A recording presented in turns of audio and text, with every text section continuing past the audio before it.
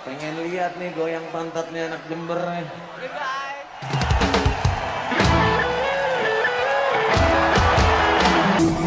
Iya.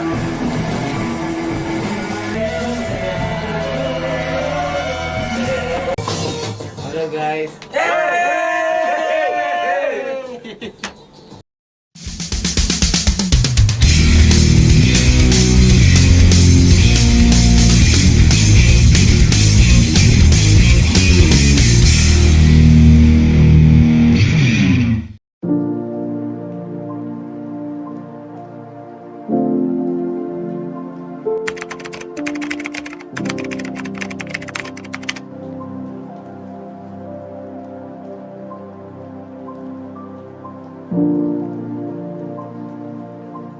Halo sobatku semua, kembali lagi bersama saya si YouTuber amatir di channel 17 Juni TV. Nah, kali ini kita akan kembali membahas member salah satu band papan atas. Ya, tak perlu dijelaskan lagi, pasti semua orang tahu tentang satu band yang akan gua bahas membernya ini. Dia juga sekaligus foundernya band tersebut yang dia dirikan dari tahun 1983. Band itu bernama Cikini Stone Complex yang saat ini dikenal banyak orang dengan sebutan Slank. Ya, gua akan membahasnya, namun sebelum membahas bandnya, gua akan membahas foundernya terlebih dulu. Ia bernama Bimo Setiawan Almahjumi atau yang lebih kita kenal dengan sebutan Bim Bim Slank. Oke, seperti apa kisahnya? Mari kita saksikan sampai habis. Namun sebelum masuk ke topik utama, jangan lupa beri dukungan kalian terhadap channel ini dengan cara mensubscribe-nya. Oke, let's go.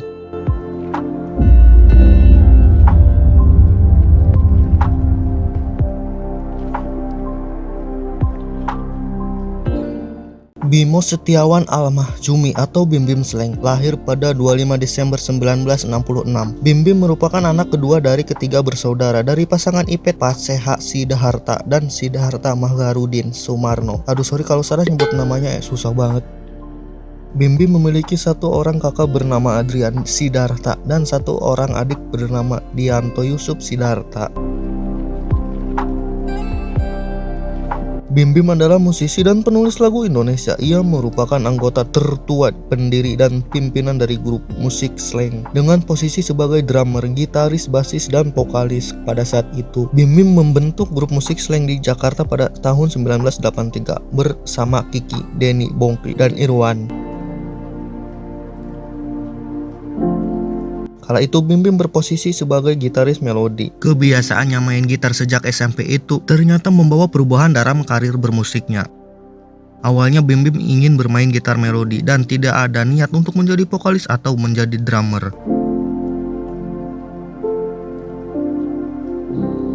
Sejak kelas 1 SMP, Bim Bim telah intens membentuk grup musik. Grup musik pertama yang dibentuknya bernama Beat Peppermint pada tahun 1979. Namun grup musik tersebut hanya bertahan 7 bulan.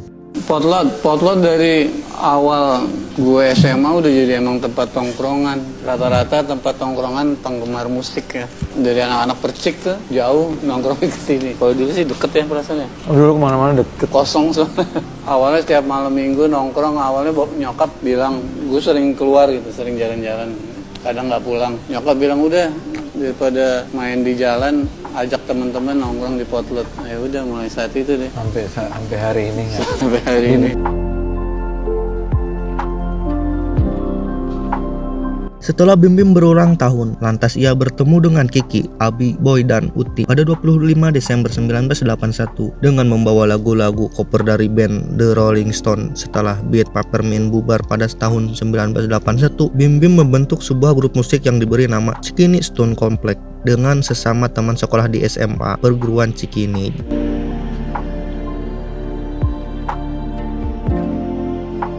Yakni Kiki sebagai gitaris, Abi sebagai basis, Uti sebagai drummer dan vokalis, serta Boy dan Welwinky sebagai vokalis utama. Mereka banyak mengekspresikan kesukaannya pada lagu-lagu Rolling Stone. CSC sempat bereuni pada tahun 2018 di konser Slank di Jakarta.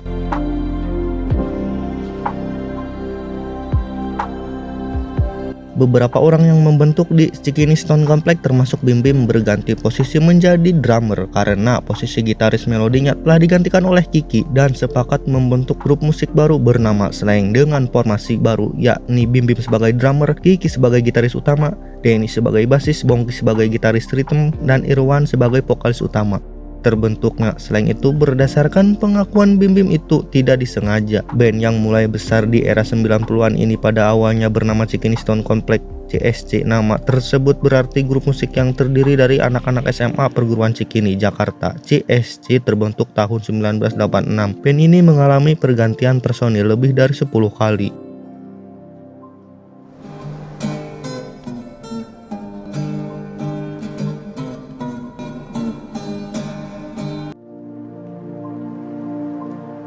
Setelah pergantian personil yang berulang kali, akhirnya band ini mempunyai formasi pasti yang terdiri dari Bim Bim drum, Kakak vokal, Ipanka bass, Rido gitar, dan Abdi gitar. Pada awalnya mereka hanya memainkan lagu-lagu musisi idola seperti Rolling Stone, namun seiring waktu mereka mulai berkarya dengan memainkan lagu-lagu original milik mereka sendiri.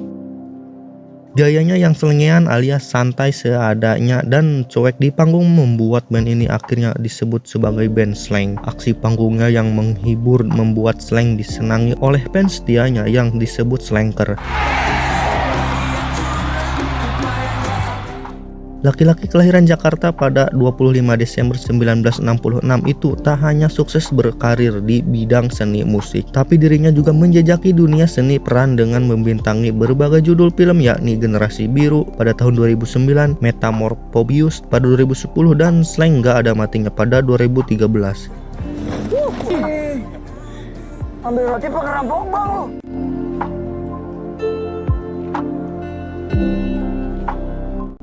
Iya, dalam kesuksesannya dalam karya-karyanya Slank itu ada sosok seorang wanita yang begitu berjasa dalam perjalanan lika-liku Slank Iya bernama Bunda Ipet.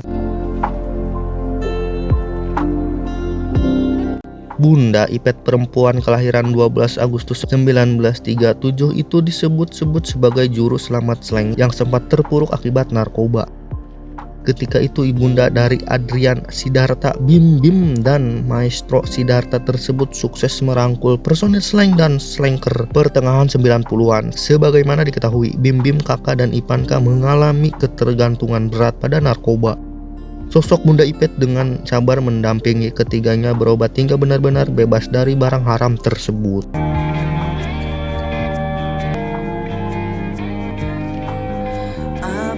Inspirasi lu, ngaku lu. Kamu semua suka sama gue, anjing. Malam. Kamu bilang kamu mau berhenti. Masih ikut-ikutan. Udah diem aja, udah diem. Udah diem aja. Tikam saja aku ya. Parah deh, gue nabrak tembok mau ambil. Tapi begitu lewat itu bebas dari itu, udah deh. Surga dunia. Surga dunia. Padahal sebelumnya 3 personil Slank itu bersikukuh ingin tetap menggunakan narkoba. Hanya pendekatan oleh Bunda Ipet yang enggan memarahi ataupun menghakimi membuat Bim Bim, Kakak, dan Ipanka mau berusaha berhenti menghadapi dengan manis dan penuh kasih sayang. Memang dianggap Bunda Ipet sebagai cara paling ampuh. Pasalnya menurut Bunda, anak yang kecanduan bakal tambah parah dan enggan menurut bila ditegur dengan emosi dan amarah. Bim, lagi ngomongin rehab, Bim Bim.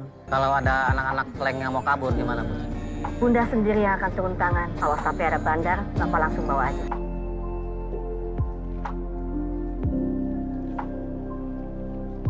Dari sana tak henti-henti Bunda Ipet menasihati Bim Bim, Kakak, dan Ipanka pun akhirnya meminta berobat kepada sang ibunda. Mengutip dari buku Stempel Generasi Biru oleh Rustam Rastamanis, kebetulan Pai X Slank baru sembuh dari kecanduan seperti Bim Bim usai berobat ke Teguh Wijaya.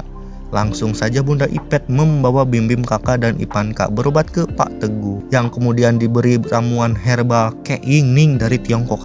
Hanya saja ramuan tersebut hanya mengobati rasa ketergantungannya agar tetap lurus dan tidak lagi menyentuh benda haram tersebut, tetap membutuhkan usaha dari pemakai. Sekarang aku udah sembuh, Bunda. Alhamdulillah. Kamu kok ganteng amat sekarang.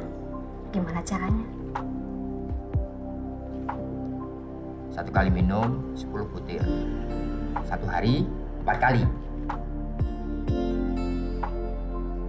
Lagi-lagi di sini Bunda Ipet berperan besar dengan terus mengikuti kemanapun Sleng pergi. Semua dilakukannya dengan sabar. Usaha keras dalam diri Bunda Ipet membuahkan hasil positif. 3 personil Sleng yang mana salah satunya adalah anak Bunda Ipet sendiri, satu lagi keponakannya, dan satunya lagi anak kerabat yang sudah sangat dekat. Akhirnya dinyatakan sembuh. Itu tuh sembuhnya nggak bisa cuma pakai obat, tapi dari diri kalian sendiri. Ya mau obat 1 hari 100 butir ya nggak sembuh. Ada kemauan gitu loh buat sembuh. Kalau nggak ada ya.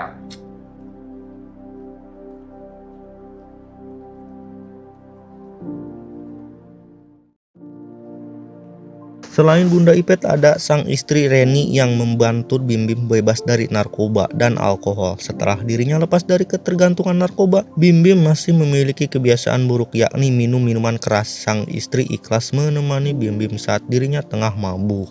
Soal lepasnya dari narkoba, Bim Bim mengaku tersiksa saat menjalani rehabilitas. Demi sembuh, Bim Bim rela kegiatan sehari-harinya diawasi. Karena itu, Bim Bim menegaskan pentingnya rehabilitas. Bahkan Bim Bim juga membuka rehabilitas gratis di markas Sleng. Meski demikian, Bim Bim mengungkapkan masih ada pecandu yang ragu-ragu mengikuti rehabilitas karena curiga akan diproses hukum.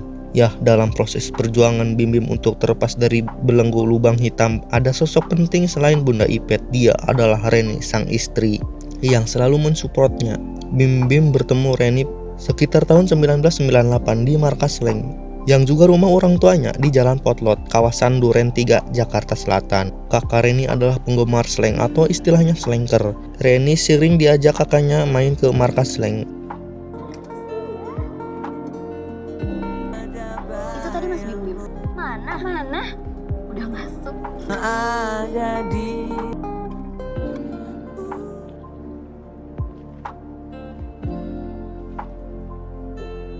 Dengan rasa percaya diri tinggi, ia langsung mengadakan pendekatan. Untungnya cinta Bim Bim tidak bertepuk sebelah tangan. Dalam proses pendekatannya itu, mereka kadang-kadang jalan ke Bali, Dian Anyer, dan beberapa tempat lainnya. Reni juga semakin sering ikut pentas Sleng. Setelah hubungan mereka semakin dekat, kakak Reni mengatakan agar mereka menikah saja. Demikian pula Bunda Ipet, manajer sekaligus ibu kandung Bim Bim. Ketika mengajak menikah, Bim Bim tidak tahu kalau Reni baru saja menyelesaikan studinya di bangku SMP. Bim Bim pikir saat itu Reni sudah lulus SMA. Begitu mendapatkan lampu hijau, Bim Bim mengajak orang tuanya melamar Reni. Mereka datang ke rumah orang tua Reni di kawasan Cililitan, Jakarta Timur. Pertemuan keluarga saat itu juga sekaligus menentukan hari pernikahannya mereka. Dengan dibantu keluarga, mereka mengurus gedung pernikahan, catering, dan undangan. Akad nikah dilaksanakan pada 22 Oktober 1999. Sekitar 1000 tamu undangan hadir di acara pernikahan itu. Saat menikah itu Reni baru berusia 16 tahun, sedangkan Bim Bim sudah berusia 33 tahun. Tanggal 13 November 99, hari Sabtu malam, Bim Bim melangsungkan resepsi pernikahannya dengan Reni. Mau 15. Jadi apa ya?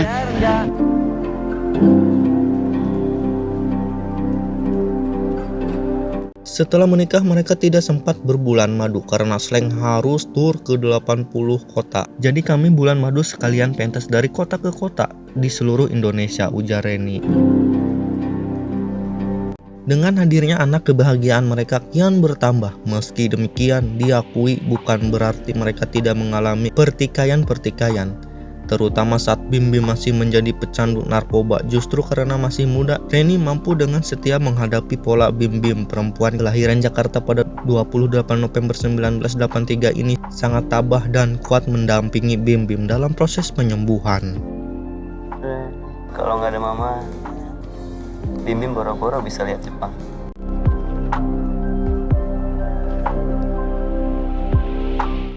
Kembali ke Sleng sendiri, album Sleng diantaranya Sweet Sweet Tehe, Gadis Seksi pada tahun 1990, dan masih banyak lagi albumnya. Saya tidak mampu menyebutkannya satu persatu karena memang banyak.